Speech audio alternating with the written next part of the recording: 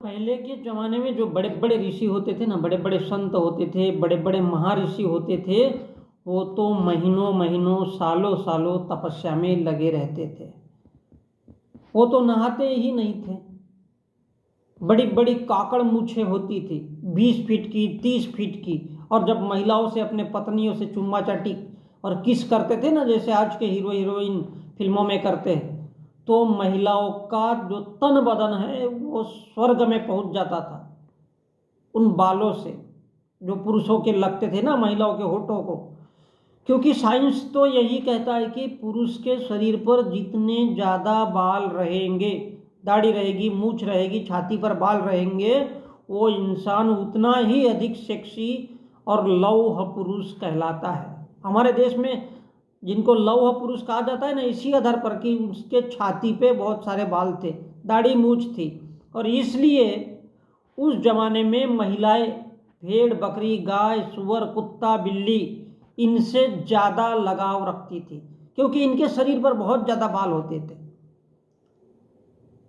और आज भी अगर देखोगे तो महिलाओं को यही पसंद आता है, जिनके शरीर पर जितने ज़्यादा बाल रहेंगे।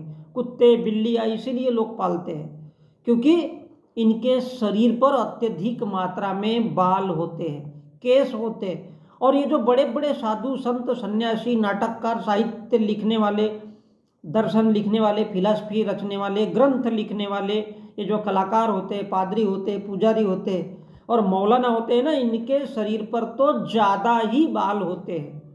चेहरे पर दाढ़ी, कक्कड़ मूछ। और ये औरतों को बहुत प्रिय लगती है।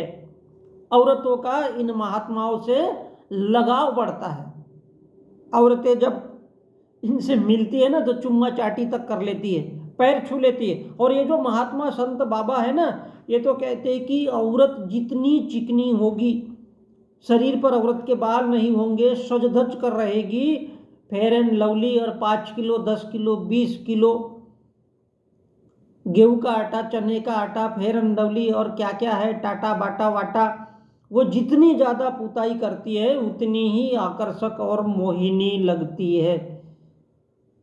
जैसे भगवान विष्णु का मोहिनी अवतार था, प्रिय लगती है। कामसूत्र तो यही कहता है, सेक्स की परंपरा यही कहती है, जीवन शायद इसी को कहते हैं।